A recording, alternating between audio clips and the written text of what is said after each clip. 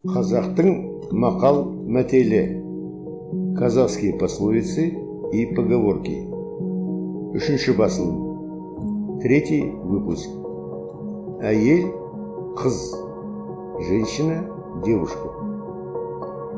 Гүл өссе, жердің көркі, қыз өссе, елдің көркі. Созревший цветок – краса природы, созревшая дева – краса народа. Артында қызы бардың, ізі бар. Породил, коль дочь на свет, знать оставил в жизни след. Ән сазымен, қыз назымен, песня в напеве, кокетство в деве. Әйел жерден шыққан емес, ел баласы. Ергісі көктен түскен емес, әйел баласы. Женщина не плод земли, ее породил народ. Мужчина не дар небесный, он женщины плод. Білімді әйел басыңа қарайды, білімсіз әйел жасыңа қарайды. Просвещенной нужна твоя голова, невежественную волнует твои года.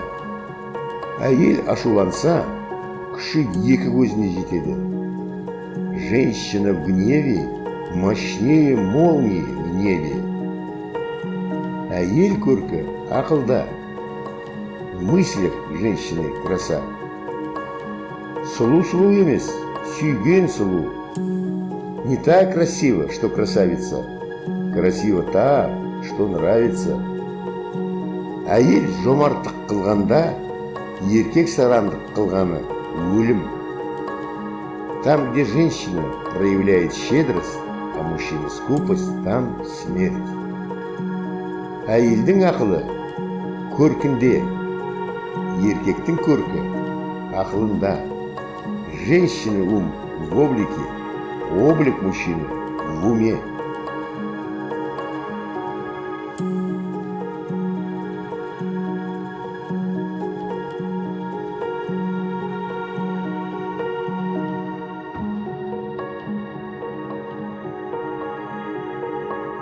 Сценарийдің авторы аударған оқыған Бекет Қарашев.